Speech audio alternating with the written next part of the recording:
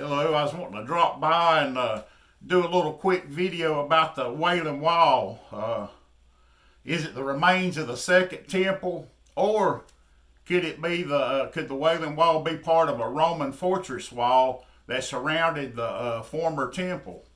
Let's see what the Bible says about it. Matthew 24:2. And Jesus said unto them, See ye not all these things? Verily I say unto you, there shall not be left here one stone upon another that shall not be thrown down. See, Jesus was saying that he prophesied that the temple was going to be destroyed. And when it was destroyed, it would be brought to the ground and there wouldn't even be one stone upon another. So, could the Wailing Wall be part of the temple? I think not. But the Wailing Wall is seen as a remnant of the second temple's retaining wall by the rabbis.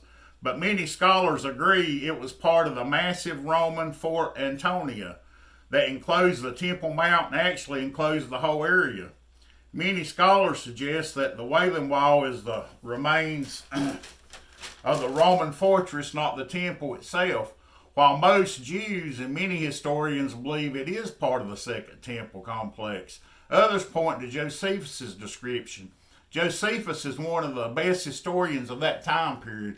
He actually lived during that time period, and he was a Jew himself.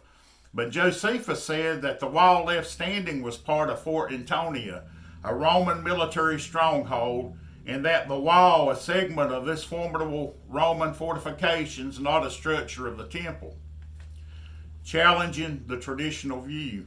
Many historians and researchers referencing Josephus proposed that the entire temple area, including the wall, was actually the Roman Fort Antonia.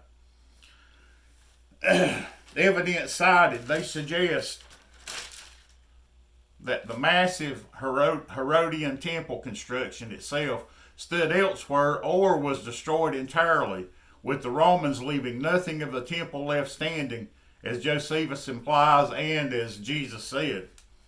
The wall's identity. Under the theory, the Wailing Wall isn't a remnant of the second temple, but is a section of the Antonia fortress's immense fortifications. In summary, the common understanding is that the Wailing Wall is a remnant of the second temple supporting structure, but a significant scholarly debate exists. Suggestion it could be the wall from the Roman Antonio's fortress that stood over and around the supposed second temple area. Josephus placed the Antonia's fortress at the northwest corner of the colonnades surrounding the temple.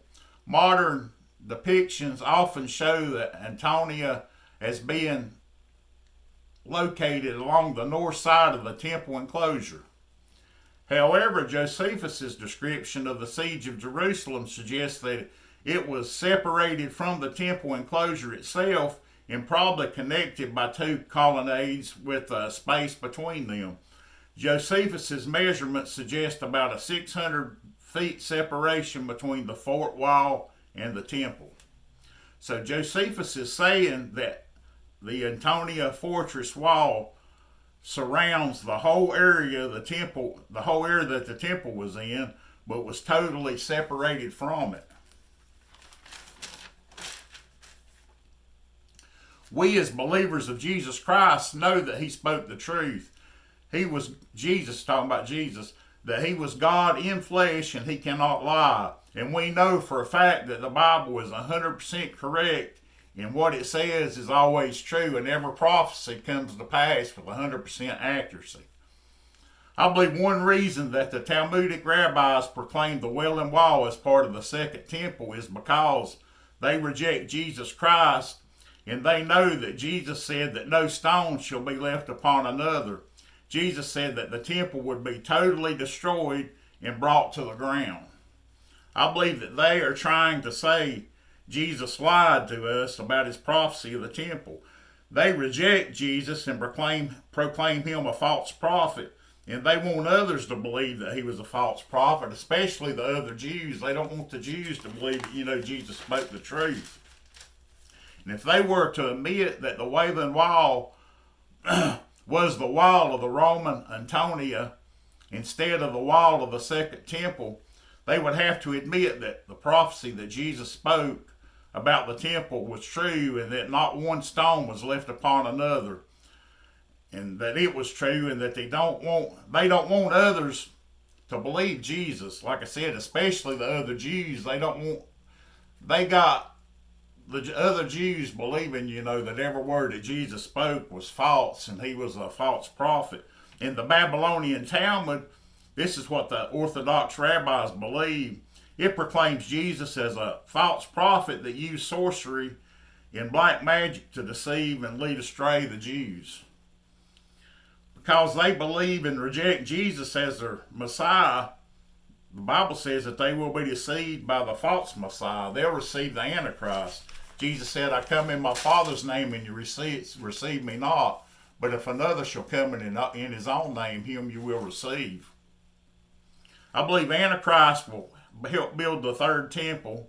And because they are deceived, they will probably build the third temple onto the Wailing Wall and not where it is supposed to be. But the Antichrist will build it right onto that Wailing Wall, because they can't really take it and build it somewhere else, and say, well, this ain't part of the temple, because they'd have to admit that Jesus Christ was right.